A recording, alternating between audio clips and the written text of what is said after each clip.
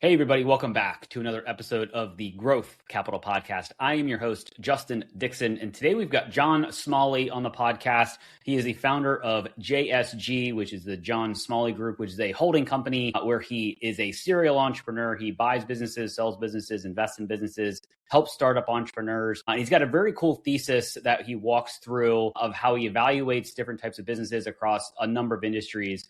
So if you're an investor, a business owner, an entrepreneur, or a wannabe entrepreneur, I think you'll get a lot out of this episode. So let's get John on the pod. Interested in hearing conversations with private equity leaders, CEOs of private equity-backed companies, and startup entrepreneurs where they share their stories about their career journeys, starting, investing in, and scaling successful businesses, and the important role that having the right talent plays in building a successful business, then you are in the right place. Welcome back to another episode of the Growth Capital Podcast. Here's your host, Justin Dixon.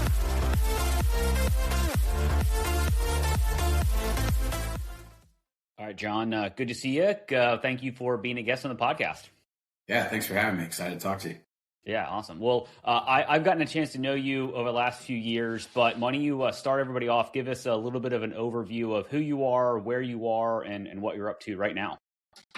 Who I am, where I am, and what I'm up to right now. All right. Well, who I am, I'm a serial entrepreneur. I'm an investor. I'm a husband. I'm a dad.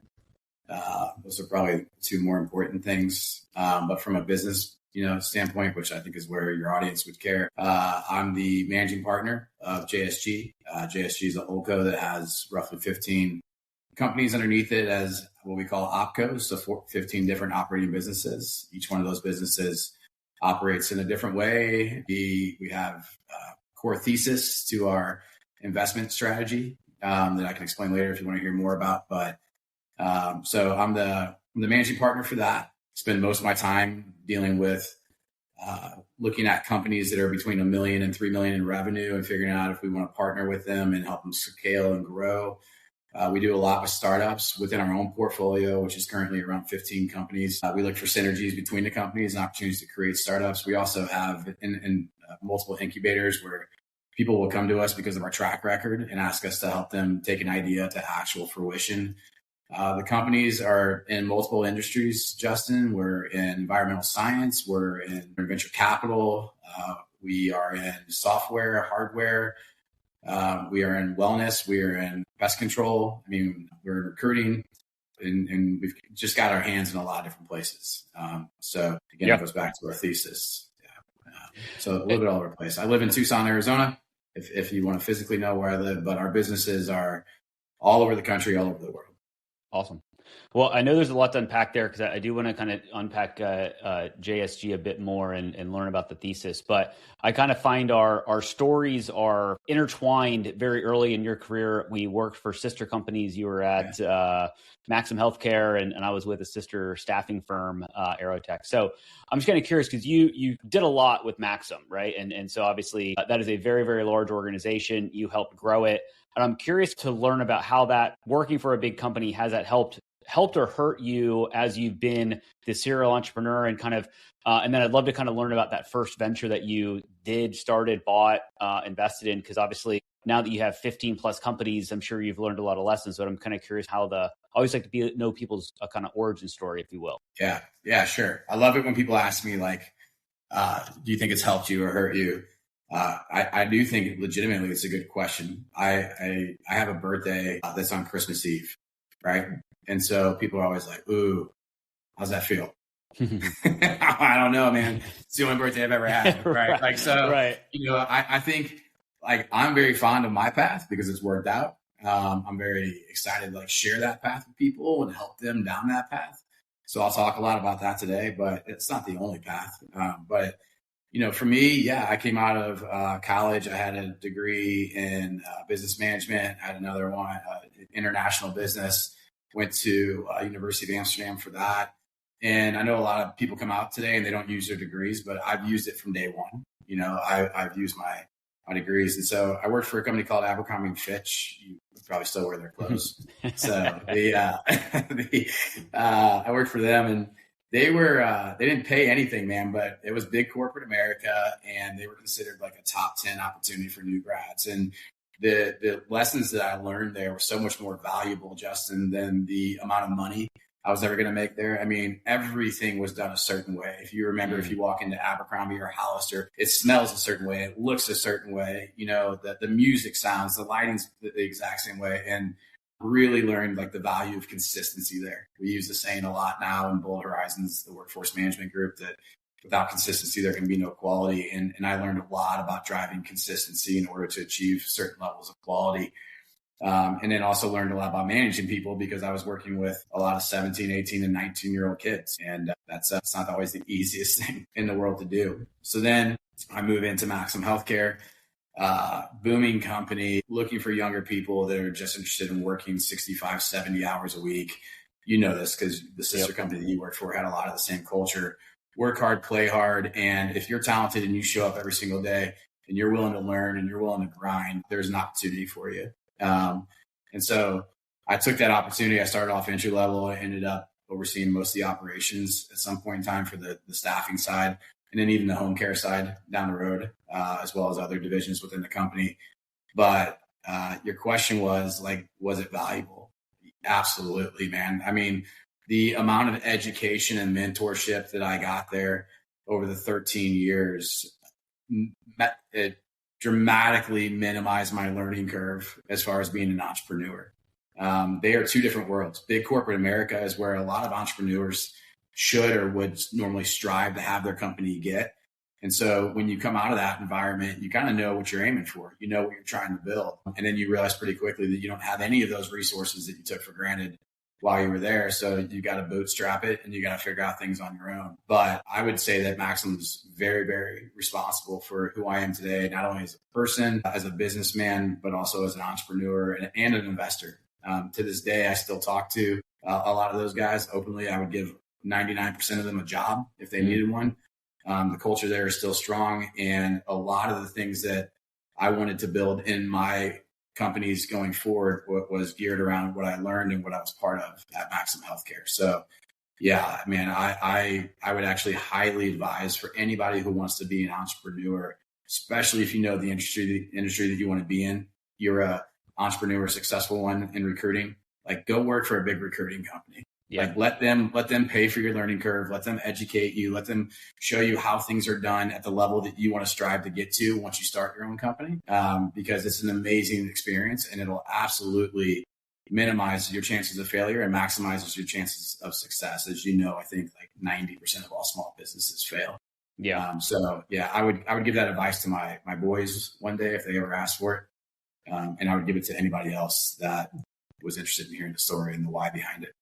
Love it. Let's pivot into kind of the startup entrepreneur investor that is John Smalley. So talk about kind of leaving Maxim. I don't remember the story of why you left or how you left. And did you jump right into your first venture? Like how did that kind of going from big corporate to, being an entrepreneur investor, how did that transition happen? Yeah, well, the why I left is a long story. So we'll have to have another podcast on that. Ultimately the company was being bought out or was in the process of being bought out. I'd always had this kind of desire to go try and bet on myself. I'm a big believer in like bet on yourself. I had this weird vision, Justin, of one day like laying on my deathbed and like literally thinking like, John, you've created this really nice, call it middle class, upper middle class life for yourself in corporate America, but you never bet on yourself. And I've been fortunate to have a lot of success in corporate America. I always moved up relatively fast.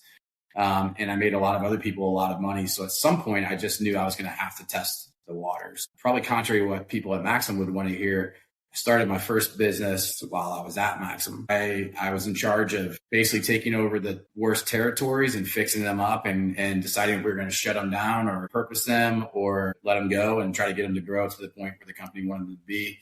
And I realized pretty quickly that those skill sets were universal. I actually had a friend of mine ask me if I could help him with his company.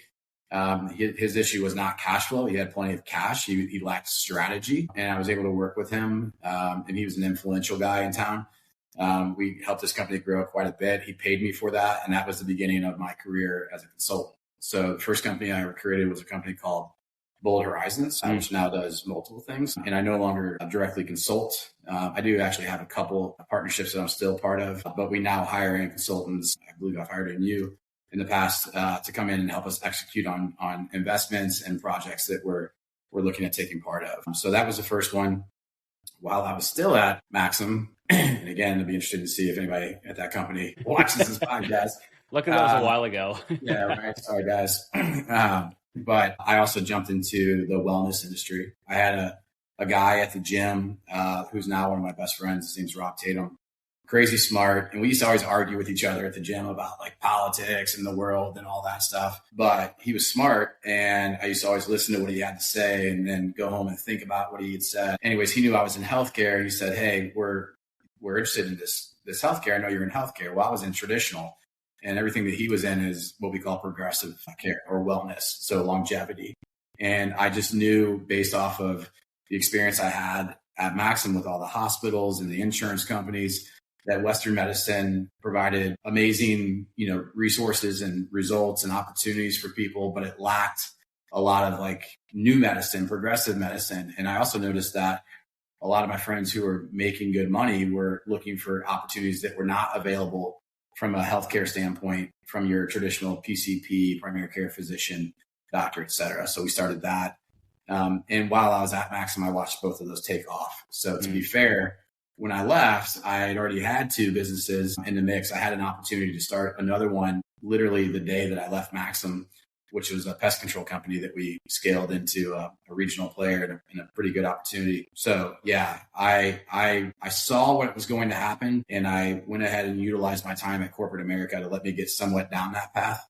And I'm proud to say that I did that not at the sacrifice of corporate America. I'm not suggesting that people do that, but I do think if you're willing to put in the extra, if you're willing to work 65, 70 hours a week for a year, you can move something forward while still receiving your paycheck and performing a good service for the company you work for. Yeah. And most companies don't necessarily care what you do outside of work as long as you're not directly competing against them, right? Like you can be in recruiting or be in pharma or whatever and start a real estate business or a pest control business. As long as you're not leveraging their resources and obviously competing, it's, let them pay for your education. Let them pay for the first few months that it kind of takes to really get things off the ground. So let me, can I elaborate on that for a second? So you said most companies don't really care. I would say it's the opposite. I'd say most of them really do care. They got very paranoid when they started figuring out about these other ventures because they looked at it as 1 foot out, or he's not giving us all that he has. And it wasn't everybody, but it was some people. What I would say is that there's very few ways to show an employee that you care about them more than to say, hey, Justin, if you show up every day and you bust your ass and you do a good job here, not only am I okay with you trying something else on your own, if that's where you're going to end up regardless, but I'll support it. And I would say that if you go into the companies that I still have and you ask the employees, I'm working on opportunities outside of that company with other employees, right? So you go from being my employee in one company to actually my potential business partner in a new opportunity. Yeah. And for the few of us, man, that are entrepreneurs that want to go through that process, which is, a rigorous process sometimes, like, you're not going to stop somebody from doing that. Yeah. You know what I'm saying? So you might as well encourage it and then be a supporter of them. And when you do that, what I've seen is that you get their best performance as well. There's a lot of buy-in and loyalty. Yeah. No, I think that's definitely well said. I think, they probably do care, but it's more of a, like I've been in situations and I've talked to people that have been in situations where it's more, they're very restrictive in what they can do, but they can't really tell you can't. And so because they don't own you for, anything outside of what they're paying you. But it's just kind of interesting. I think that some people think that they kind of have to toe the line the entire time. It's like you can be a great employee and then also build a side hustle. I mean, that's not against the rules necessarily. So, but I want to kind of go ahead. I was just going to say, I think those golden handcuffs, I think they're taught to do that. You kind of want to get somebody into a spot where they can't afford to leave. And that culture, it sounds like it's the right thing to do and it feels like it's the right thing to do. But short term, it may even be the right thing to do. But long term, you're going to lose that person regardless. And you're going to mentally lose them, Justin, months before you physically lose them. Yeah. So why not just support people's ambitions, right? And for everyone who wants to leave, figure out the one who wants to be an entrepreneur. Figure out the one who wants to have an entrepreneurial spirit, but wants to do it within your organization because they don't want to take the risk They don't want to go through the setup. They don't want to have the sleepless nights, because those people are also crazy valuable. Yeah, I completely agree. Let's kind of fast forward a little bit. You talked a little in the beginning about your core thesis, and I'm assuming that wasn't something that you built overnight. I'm assuming there was probably some trials and fits and starts to kind of get to this core thesis. So maybe talk through it, and then how do you leverage it when you're looking at businesses to buy, invest in, start? Let's kind of walk through that. Yeah. Well, I think it's Sir Isaac Newton who coined the phrase, like, I've never seen further than when I stand on the shoulders of giants. And I've always been keenly aware of people who do things that I wanted to do, or people who have things that I wanted to have. So to be perfectly honest, the thesis was largely created prior to going off on my own the first time. And I had talked to a bunch of my friends who were in private equity, who had multiple businesses. I always kind of knew that I probably wasn't going to have one business, that I wanted to have a bunch of businesses. And so I just went out and studied these people, and I figured out ways to weasel my way into their network. And then I started talking to them. And then I just told them, like, I'd like to learn from you. Can you walk me through, like, what makes you successful? And via those conversations, Justin, I came up with what we still consider our 4 pillars today, which is our core thesis. And we've evolved past it. Maybe that's what you were alluding to a second ago. And we've gotten deeper into it. So it means a lot more now than it meant on company number 1. But the 4 pillars we go off of, I believe every entrepreneur should look for 3 out of 4 of these, if not all 4 out of the 4 of these, in any venture they want to go down. First one is margin. Like, this concept of, if you work every day and you love what you do, you'll never work a day in your life. Well, that's great until you don't have enough money to buy food or pay the electric bill or put gas in your car, right? Yeah. The other thing is, the second thing that we look at is it recession proof? So margin, first thing, do what you love, but make money doing it. And you're going to want margins, because if you want to grow and scale your company, every dollar you make doesn't go into your pocket. Every dollar you make goes into somebody else's pocket, because you're hiring them on to grow and scale your company. And then way down the road, you start keeping those dollars. So margin, first and foremost. Second one is recession proof.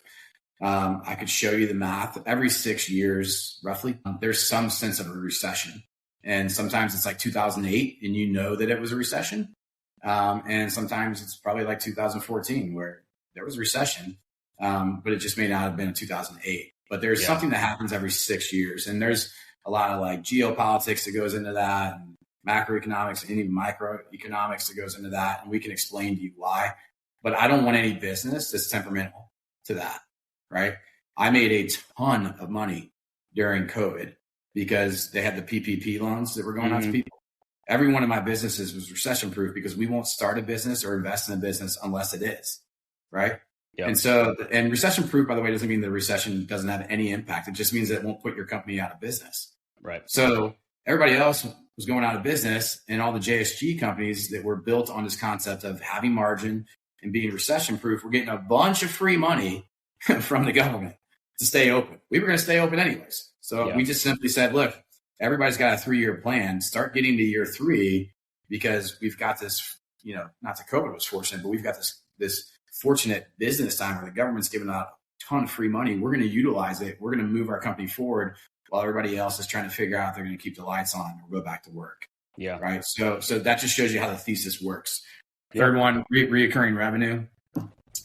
You're in the recruiting world, so I think you do have some reoccurring revenue, but I think you also have a lot of eat what you kill. Yep. And that's that feast or famine, and that's no way to live a comfortable life. When the pest control world or the wellness world, when you wake up and it's May 1st and you've got enough money coming in to pay everybody and make a little profit, and everything else that comes in above and beyond is money that you can reinvest or keep.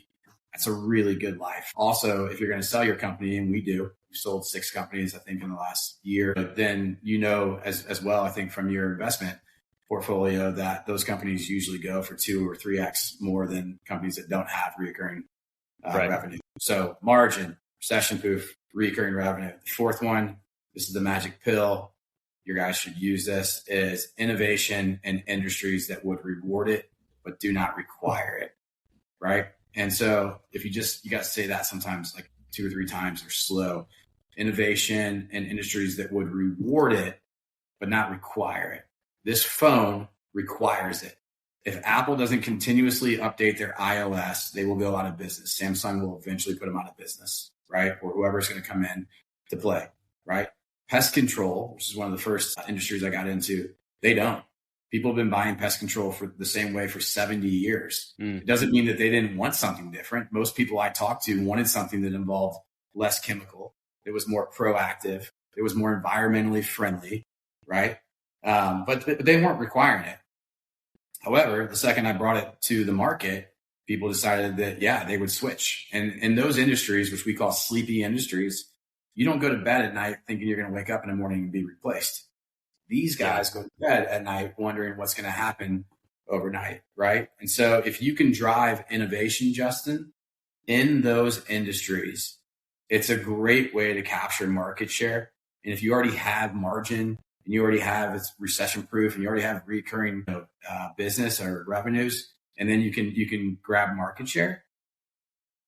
We're 16 for 16, so like that works. And I would encourage your listeners to have their own thesis or just steal mine. Yeah, no, I remember you telling me about the thesis a while ago, and I remember the innovation in industries that reward it but don't require it. And I'm curious, just with your pest control company, what were some of the pieces or technology that you introduced that others weren't or couldn't? Just because it could be, is it big things or is it small things? Like what? Maybe kind of share a little of an example. Well, I think there are big things, but I don't think it has to be that way. In traditional pest control, I owned 4 traditional pest control companies and then 2 environmental science companies. Those are products, right? And so I'll give you an example. I came out of healthcare. Everything at the time was about aggregating data. This was before AI was everywhere. And we were trying to say, look, we have all this data, but we don't know what it means because it all lives in different spaces and nobody's like looking at it all together.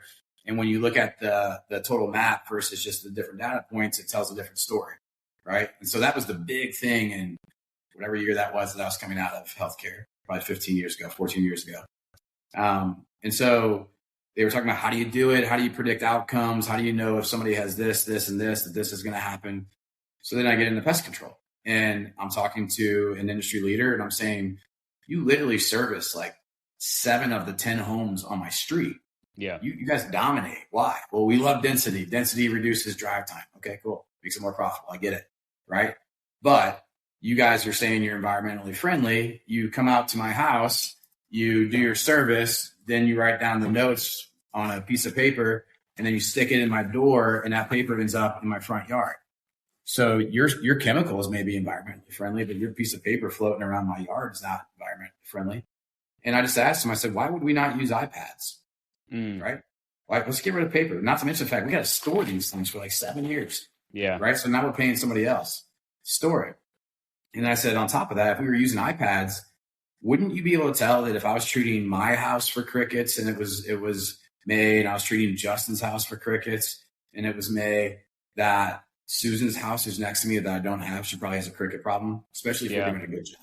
Right. Right. And if we have enough information to say that for whatever reason, the weather pattern is driving an abundance of crickets, we know that if you have a cricket problem in May and you live in Tucson, Arizona, you're going to have a scorpion problem in July. Why? Because scorpions eat crickets, right? And so it's basic science. So now what if I go to Susan and I say, Susan, I don't have you. I'd love to take care of you. Everybody in your neighborhood that has a cricket problem that we're fixing for them right now. And just a heads up, you're going to have a scorpion problem in July. If your pest control company hasn't talked to you about it, you probably want to get ahead of it. If you get ahead of it now, we can do it without a bunch of pesticides. Yeah. Right. And if you want us to do it, we're happy to do it for you. So you start doing that. And next thing you know, Susan's like, why is my guy not telling me this? Right. And so that's just an example, Justin, like where we basically said less paper, less chemical, better proactive solutions, and higher rates. We charge that customer more. Yeah. That customer would pay more. I would pay more to have less chemical and better outcomes. Right. So there's a lot more that goes into that, but that's just an example of an industry that wasn't requiring it, but would reward it. And when you get into the commodity side of businesses, you're a recruiter. Other people recruit.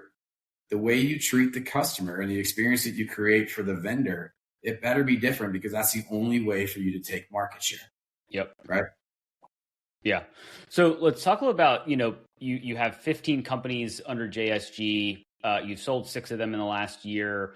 I'm very curious about time management, right? I guess, what's the typical structure? You don't need to give away all the details, but are you owning all these 100% of these companies? Or are you bringing in partners, and so you own a smaller share? Let's talk just about kind of the structure, and then just how do you manage that many companies on a regular basis? Yeah. So first of all, I'll share just about any detail that somebody wants to listen to. I'm the beneficiary, Justin, of some amazing people who stepped in and helped me out when it didn't offer any immediate upside for them. And what I've come to figure out over my business career is that there's nothing more profitable than doing the right thing. And I can't tell you how much money I've made by helping people out with no intentions of ever getting anything back, only to see it come full circle.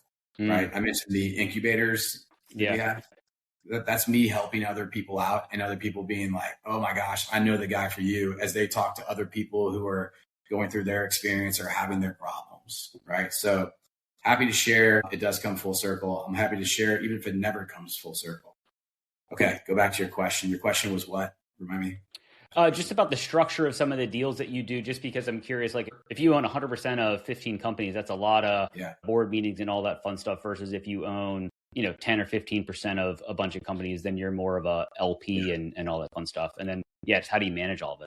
All right. Well, let's talk early on, because the way I manage the first and develop the first 5 is different than the remaining. So, and by the way, I own 9 companies right now because we sold off 6, but we have a handful of new companies that are always coming in. This last year, based off of what we saw coming down the pipeline with AI and private equity, we just decided to offload in one of the sectors specifically. So early on, didn't have a lot of money to go fund these things myself. So we did what's called OPM, other people's money. Mm-hmm. And in order to get other people to put money into it, I had to have conversations with them saying that I was a $300,000 executive, and I will run your company for you for $50,000 a year. So if you invest in this company, I'm CEO, I'm president, I'm going to make sure that these things happen. I'm going to work 60 hours a week. I'm going to stuff mailboxes, whatever's necessary. Justin, your investment is protected because you will have me until you get paid back. Right. So early on, I had to. Obviously, you run into a capacity issue at that point in time. Right. And so I had to pivot. And as I started making people money, those people who gave me money in the first place were also quite willing to reinvest in my next venture, So you have to have some level of success, which I think is correlated to the thesis, a little bit of luck, and a lot of hard work. And so I joined a group called Strategic Coach. You're familiar with it. Probably 3 years ago now, 3 years ago. And at that point in time, I had 7 or 8 companies. And Strategic Coach is all about creating self-managing companies. And I knew that while I was obsessed with winning and growing things and developing things, it couldn't lead to what we call entrepreneurial poverty, which is this concept of I actually have more money than I've ever had. I have got more success than I've ever had, but I may as well be poor because I haven't gone on a date with my wife. I haven't seen my kids in 2 weeks. I haven't taken a vacation in 3 years.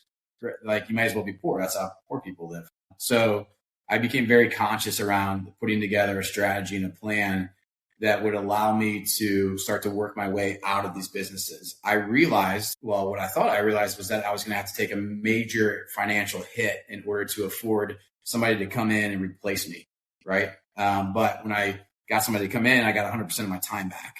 And what I didn't anticipate was how fast I would actually make that money back. I also didn't realize at the time how much more valuable that made my companies. Because they were growing exponentially. They had more people overseeing more things, doing better things. And then simultaneously, I wasn't part of the company.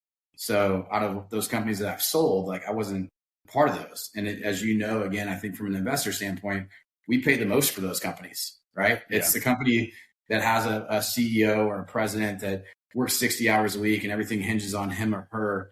Those guys get screwed on the valuations. It's the opposite side that don't. So I was doing it for multiple reasons, but Strategic Coach gave me a lot of the map that I needed to not just do that for one company, but to do that for all companies. I was also part of Vistage prior to that, another CEO advisory board group. So these are all self-development things that I put a lot of money into so that I could transition from, hey, other people's money to, hey, I got my own money and I'm now paying other people and giving other potential CEOs the opportunity to become entrepreneurs through their hard work, through their success. Yeah.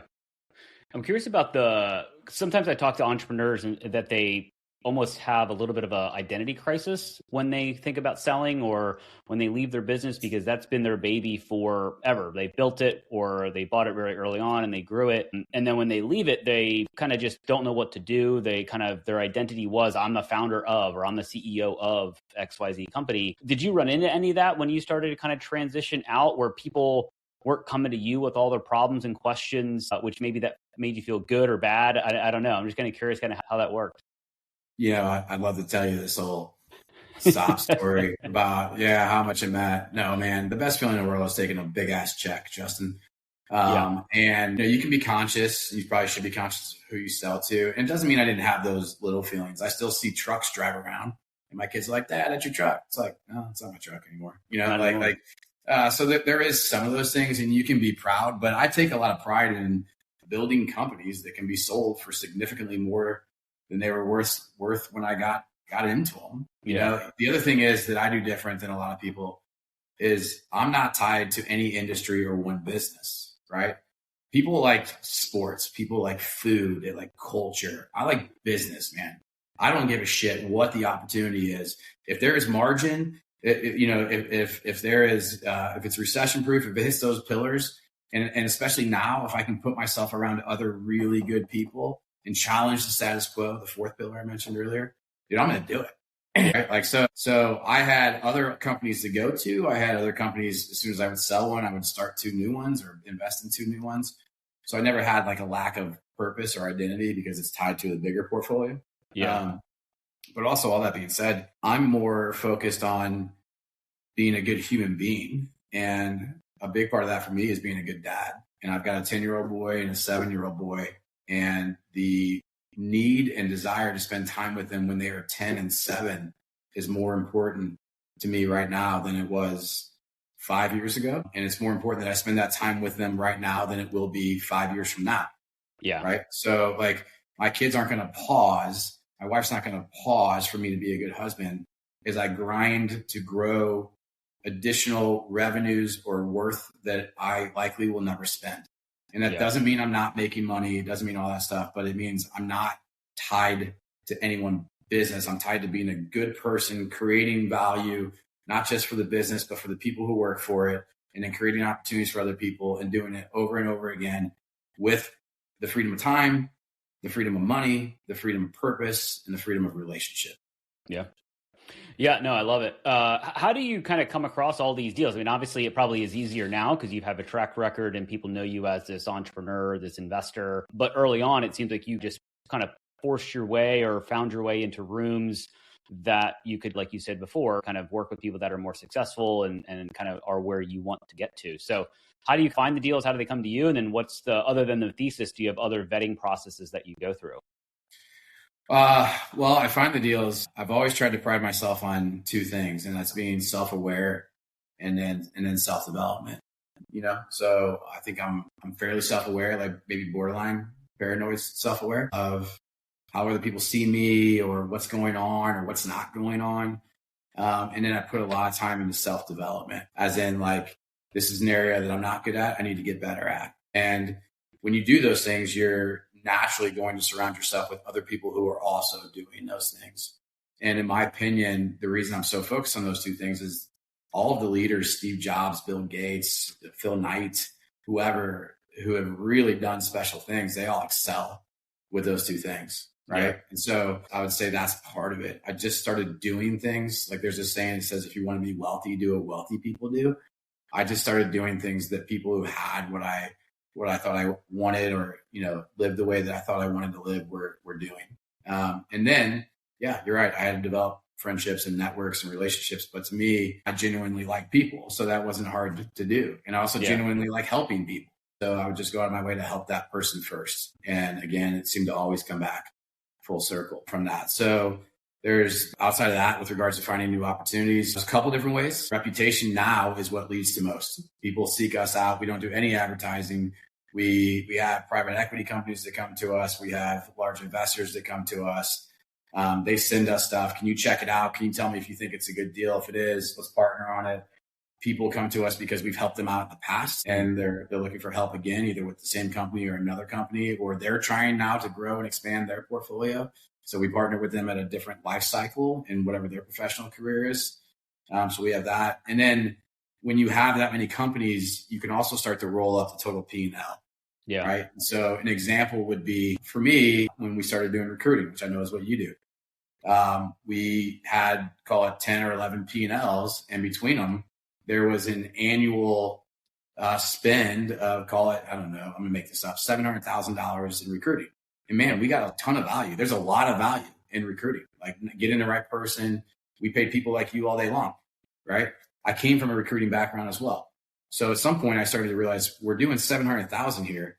I can literally start my own recruiting company, right? And make myself the largest client, and then give somebody an opportunity to go grow it and task them with bringing in some other people. So you start to kind of grow from within simultaneously. And there's been numerous examples of ways that we've done that from one company to another. And if they all share the same thesis, it's not uncommon or hard for us to carry that thesis or culture into the new opportunity. Yeah.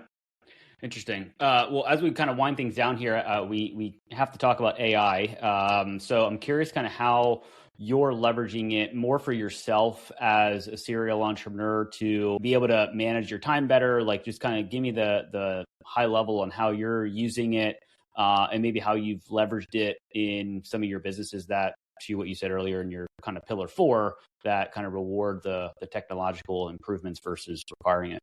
Yeah. First of all, I'm embracing it. I just choose to see what I think is the inevitable upside of AI. So I'm not a doomsdayer. I don't think it's coming for jobs. It may be, but those jobs will be repurposed. So, but I see the upside in it. I can't wait to see what it does for cancer and diabetes, and for just value for these companies. I love, because I'm really a small business guy now, right? So I love seeing these guys who have worked their butts off but could never compete with the $500 million company being able to compete with them now. And I think it's uniquely qualified to help them, because the $1 billion companies that I've worked for they can't shift. They can't move that fast. So this is a generational, once in a lifetime opportunity for the playing field to be reset and to be made fair for everybody. So I embraced it. I'm looking to see how I can utilize it. I'm looking to see how I can be the key advocate for it in every one of my companies. I'm looking to see how I can learn it faster. I'm looking to see how I can use it within my existing thought process and investment strategy. I love it, man. I really genuinely love it. I'm the first to test something out. For me, I want to be able to have an amazing life, make a ton of money, and make a ton of impact, right? And there's a lot of things that AI can do now on my behalf while I'm out coaching my kids 2 baseball games tonight. Yeah. Right. I'm going to take 4 hours, 4.5, 5 hours out of my schedule, which I do almost every night now, to be with my boys, to do the thing that we love while this is working for me. Yeah. How fucking cool is that, man? I mean, like my mom could have never said that. My grandmother would have never said that. My grandfather would have never said it. Like, dude, we live in this amazing opportunity, but the first movers will win.